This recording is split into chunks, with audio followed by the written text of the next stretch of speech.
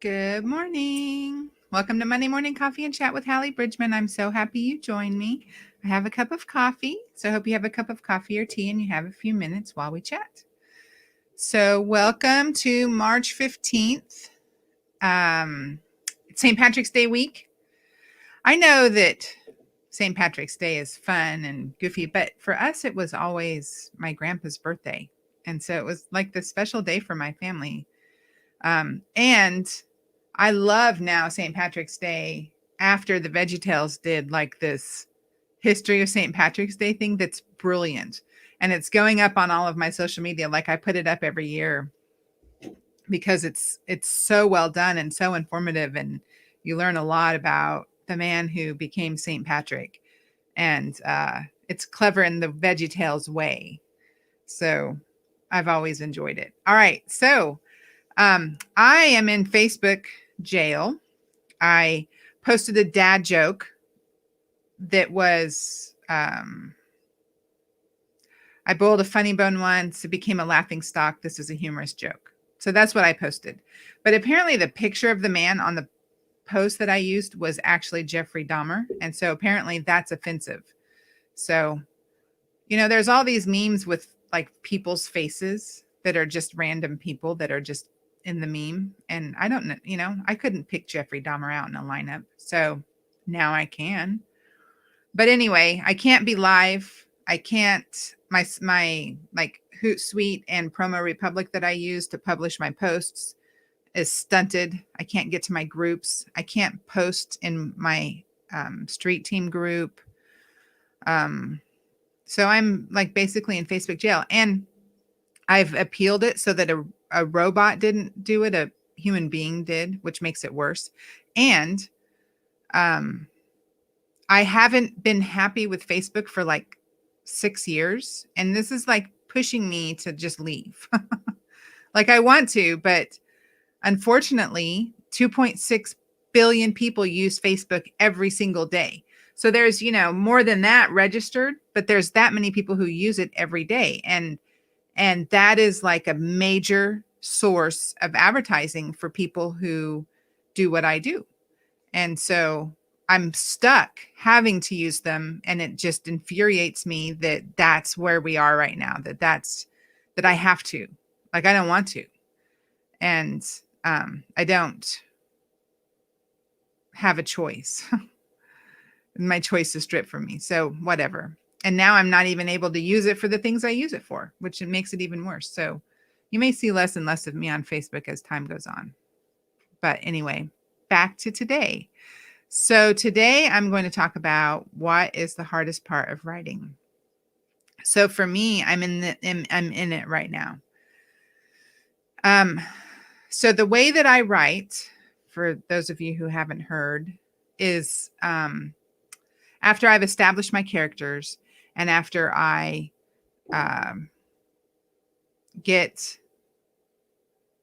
the plot laid out, which involves establishing the romantic arc, the faith/spiritual arc, and then the if it's a suspense book, the suspense arc. So getting not even to go live on Facebook this morning has thrown me. Sorry, I'm mentally like shut down right now. So I then go in and I just do action and dialogue. And so there's a lot of nuances in my writing style that don't make it here yet. Like for instance, one of my characters right now is super funny in his Southern colloquialisms, and they come out when he's tired, or in the first book in the series, he was injured. And so because he was injured and kind of drugged up on painkillers, he was like almost everything he said was this, whatever, I'm happy as a pappy or whatever, some Southern colloquialism. And he's the main character in this book. And I haven't put that part in yet. Number one, I don't want to overdo it. And number two, I don't want to make that all I'm looking up. So right now he's just speaking normal words and he's just interacting in a way that anyone who's not from Central Alabama would do. And so I feel less connected with him right now as a character because who I established him as a character in the last book he was in isn't there yet. And another thing is that, one of the things about my books are that they're incredibly um, emotional, and the characters kind of drag you into their emotions and they keep you there and they hold you tight and you experience it with them, and you're happy and you're sad and you laugh out loud and you cry. And that's just, what my characters do to you because of the way that I write, because the way that I write character driven stories. And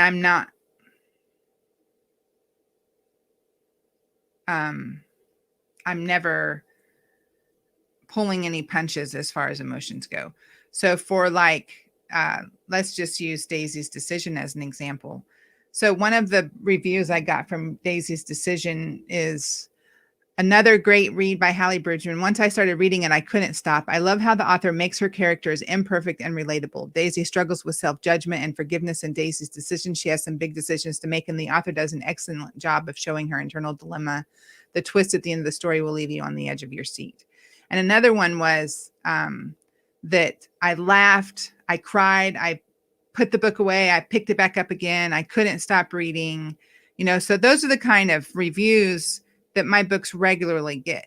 And because I'm only doing action and dialogue. I'm only doing motions of the characters and speech of the characters, and the things like internal thoughts and internal feelings and scene setting, because oftentimes you can set the scene to establish the mood of the character or set the scene to make the tone just right. So like on Charity's Code, my character Dorothy Ewing is saying goodbye to her husband on a train platform in England as he's on his way to fight in World War II. And as they're kissing goodbye, the shrieking of the train whistle jarred them out of their kiss and reminded her that he's getting ready to leave, getting ready to board that train and go. Well, that shrieking of the train created the environment, that the environment was hostile against her because her husband was having to get on this train and go away. However, if he was coming home, then what she would hear was this train coming in the distance, and that sound would be a very pleasant sound, a very exciting sound, a very anticipatory sound. And so I'm not doing any of that right now. So right now what I have is this black and white drawing that has no color and no life and no substance to it. And I'm not doing one book at a time for these 3 books that I have due in September. I'm doing all 3 books this way. And then I'm going to go back in and layer in all of the scene setting and the emotions and the thoughts and the feelings, and build that response that my readers typically get. Right now, if you read it, you would have a very exciting story because it's an action suspense. It's a it's a special forces unit getting ready to stop a terrorist. And so that's exciting, and that part is there. I have that. So now I need to establish all the other things in. And so what I have, and so I read these reviews that are so encouraging because I've done what I set out to do. I've created this emotional reaction that I want readers to have, and the spiritual, I want to affect them spiritually, and I want to affect their emotions, and I want to make them look at life a little differently. And so I get these reviews coming in, and my biggest fear is that I won't be able to do that again. And so when I look at what I like, all these words that I've written, a book and a half so far of 3 books, I have not done that because I'm not like I need to get the stories out first, and then I need to make them all flesh together, and then I need to go in and add those layers. And it's just a process. So right now where I am is in this, the hardest part for me is I look at it and I think this is horrible. Well, it is. It is horrible. It's a great story. It's a great plot, but the writing isn't where it's supposed to be yet. And so like I have like the insecurity of I'll not be able to do it again. And that's where I am right now. And I do it every time, and I know that I do it. And this is, number 35 for me, but I still just look at what I've written and think, oh, this is crap. I can't do it. And then I do it. And so I just need to remind myself that God has gifted me this way, that I'm doing this for him and for his kingdom and his glory and not my own. And that if he wants me to do it, then the words will be there. And if he doesn't, they won't. And so far they're there. So y'all have a great week. Enjoy St. Patrick's Day on the 17th. Watch the video that I post and have fun with it. Let your kids see it because it's a lot of fun. And I will see y'all next week. God bless you.